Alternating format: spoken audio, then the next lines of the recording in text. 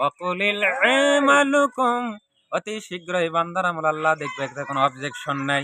ওয়া রাসূলুহু, রাসূল বলে তার উম্মতের আমল রাসূল রওজা শরীফ থেকে দেখবে, এতে কোনো অবজেকশন নাই, এতে কোনো বাধা নেই। ওয়াল মুমিনুন, আল্লাহ পাকের মুমিন ওলি বান্দা তার মুরিদের আমল দেখবে, এতে কেন বক্তাদের কেন জ্বলে? আল্লাহর হাবিব বললেন, ইত্তাকুল্লাহ আন ফিরাশাতিল মুমিনিন ফাইন্নাহু ইয়ানজিরু বিনুরিল্লাহ। মুমিনদের অন্তরের দৃষ্টি থেকে সাবধান, কারণ আল্লাহ তার কুদরতে নূর দিয়ে দেখতে পায়। গুলিয়াতুত তালিবিন আব্দুল কাদের জিলানী রাহমাতুল্লাহ আলাইহি বলে, আমার কাদিরিয়া তরিকার মুরিদের সতর যদি ঘুমের ঘরে উঠে যায়, আমি গাউসুল আজম আব্দুল কাদের জিলানী বাগদাদ নগরে থেকে পড়ে দিতে পারি। দুনিয়ার সায়েন্স বিজ্ঞান সেরা যদি ইটালি থেকে বাংলাদেশ পর্যন্ত খবর যদি পৌঁছে দিতে পারে, সায়েন্সের যুগ আর আধ্যাত্মিক যুগের ইলমে লাদুন্নি আল্লাহ পার ইলমের কতটুকুর পাওয়ার আছে, তাহলে সেই পাওয়ার দ্বারা আল্লাহর ওলিরা খবর পৌঁছে দিতে কি পারে কি পারে না? হযরত ওমর রাদিয়াল্লাহু তাআলা আনহু অর্ধ পৃথিবীর খলিফা যখন জুম্মার মুবারকের খুতবা দিতেছিলেন, তখন বলেছিলেন, ইয়া সারিয়াতুল জাবাল, ইয়া সারিয়াতুল জাবাল, মুসলিম সৈন্যরা বিপদে পড়ে গেছে। এখান থেকে 700 কিলোমিটার দূর থেকে সতর্ক করে সাইলান বাজিয়ে দিলেন।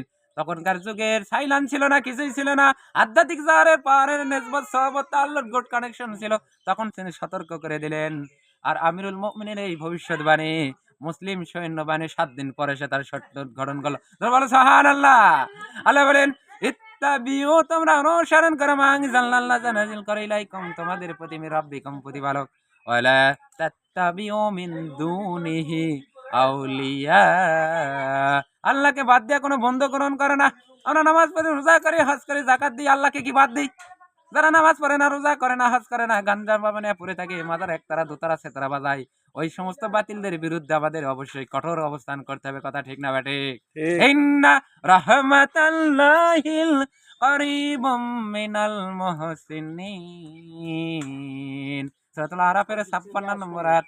নিশ্চয় নিশ্চয় আমার রহমত, আমার বরকত, আমার শান্তি, আমার রহমত নাজিল হয় আল্লাহর ওলিদের নিকটে। যারা বলে সুবহানাল্লাহ।